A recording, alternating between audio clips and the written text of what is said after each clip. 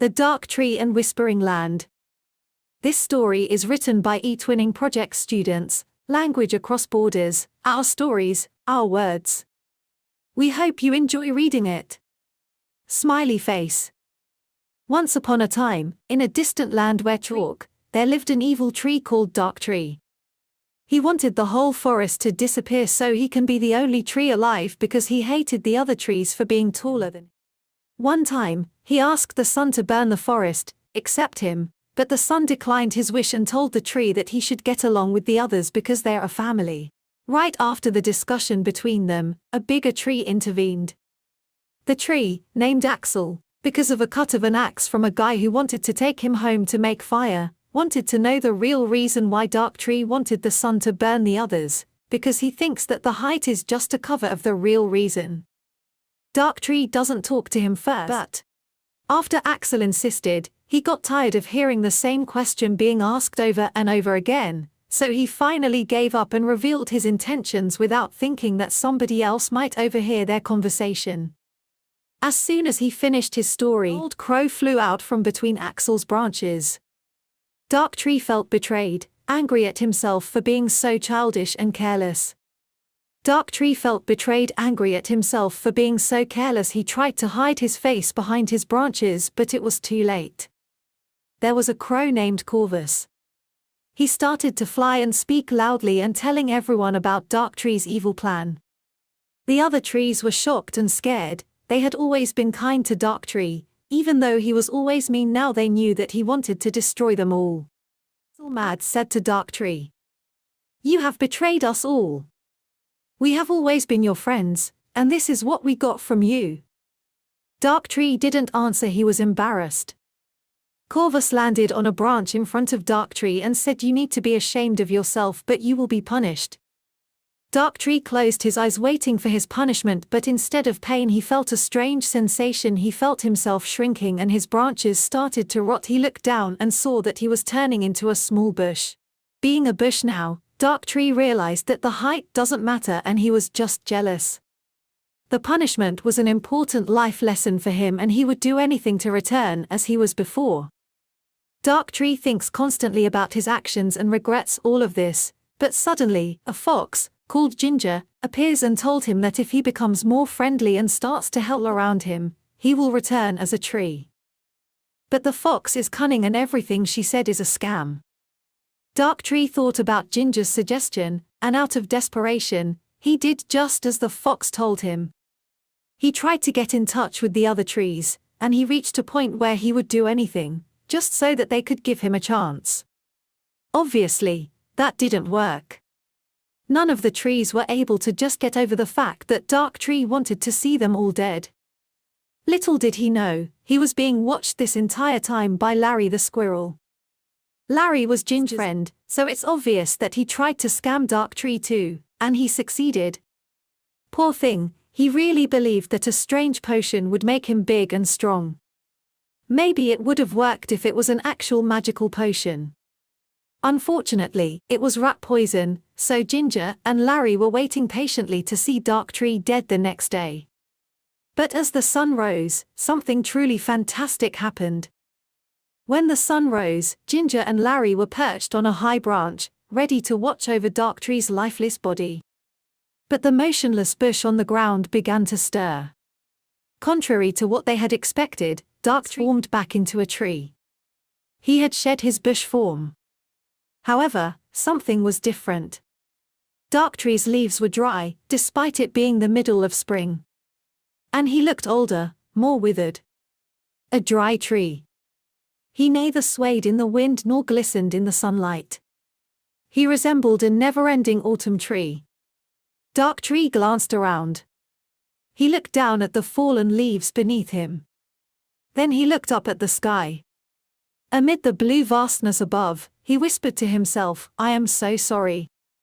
I wish I had another chance to make everything right again." At that moment, a dry leaf fell on Ginger, who was hiding on the high branch. Her feathers suddenly darkened, and she shivered. Ginger jumped up at once, but a strange cold began to spread through her body. She rubbed her hands in fear. Is this a curse?" she muttered. Larry, as usual, tried to appear calm. He approached Darktree's trunk and touched it. But suddenly, his hands began to go numb. His body felt lighter and lighter, as if something was being pulled from him. "What's happening, Larry?" Ginger looked at him in shock, but Larry just shook his head, saying, "Something's wrong." Darktree tried to gather himself. His branches moved, but not with the strength and vitality he had. Suddenly, a wind passed by, soft but chilling, darkening the air around him. Slowly, but menacingly, the atmosphere changed. He now appeared as a different version of himself, regretful, yet still powerful.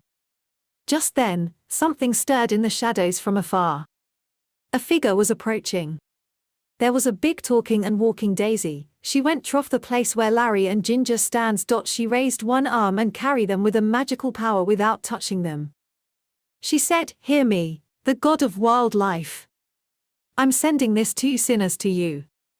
Punish them with all of your justice." And two of them started to tremble with scare. "Forgive us, the Glory Daisy. Made such bad stuff to Darktree, but now, we are regret of it. Please, forgive our lives." Then both of them disappeared through to the sky slowly with screams, "We're scared of height, please forgive us, the Glory Daisy." Obviously it didn't work for them. Darktree asked, "What will happen to those two?" Daisy said, "Only the god of wildlife can decide it. If they'll be more helpful and nice to others, they'll be forgiven just like you." New roots. Darktree looked up at Ginger and Larry disappearing into the sky behind Glory Daisy. Inside him, there was both a lightness and a deep sorrow. To him, the wrongs of the past had now been punished, but the emptiness in his soul was still there.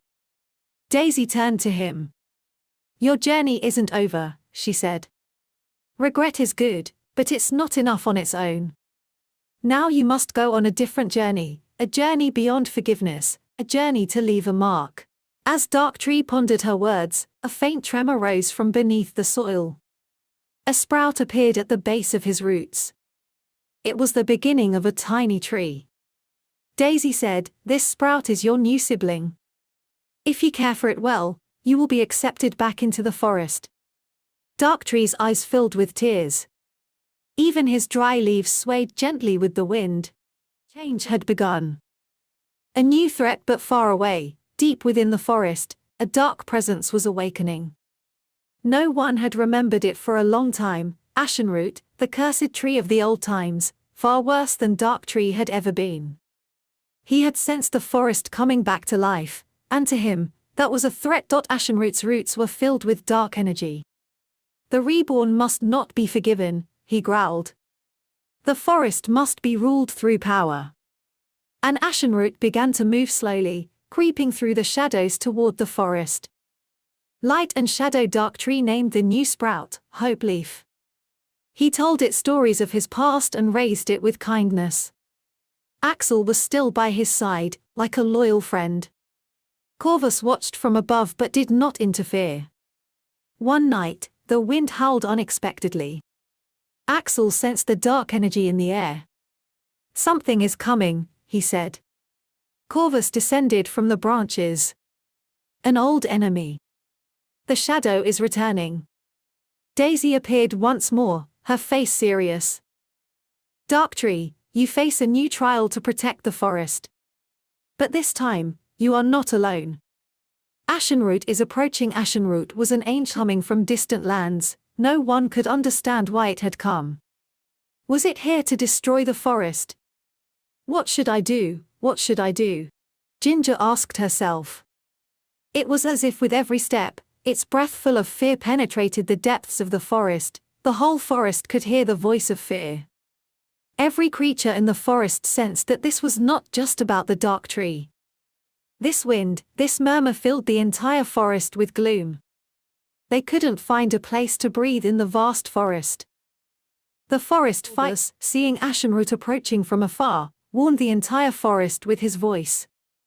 At last, Ashenroot, the cursed tree, was advancing toward the entrance of the forest. Larry and Ginger couldn't get his terrifying scream out of their ears. The whole forest sprang into action and rushed to the entrance to stand against him. Axel seemed as if he would threaten Ashenroot, but he silenced Axel with a roar, frightening the other forest beings as well so that none dared move. I am Ashenroot. I have come to be the ruler of this forest, and I will reign among you. Bow to my rule or be destroyed. The forest was helpless, the ancient tree was very powerful. Reluctantly, Ginger was the first to surrender to him. Dark Tree was tightly bound to his roots. Ashenroot seemed to whisper something to his soul. What kind of magic was this? He conquered the forest. Ashenroot took over the whole forest. In the clearing where once the joyful trees of the forest stood, now sat this ancient tree upon his throne. All forest beings, gather in the square. He murmured. And those far away could feel the great judgment that was coming in their souls. Each creature questioned themselves, they could not find a single fault.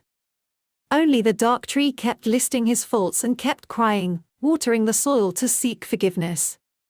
It went on so long that Hope Leaf had already grown. Perhaps these tears were filled with the last hopes of forgiveness left inside the dark tree. Line up before me. Today, every truth will be revealed, said Ashenroot.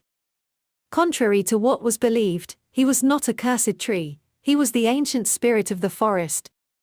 When injustice spread to the roots of the forest, he would awaken and come to bring justice. In this state, what is the evil in our forest? Thought the entire forest.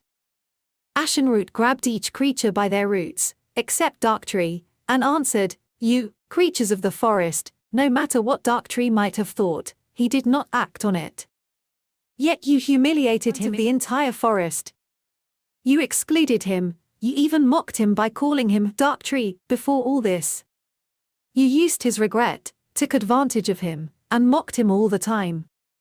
In every society, if there is an evil thought or emotion, there is also a root that feeds it.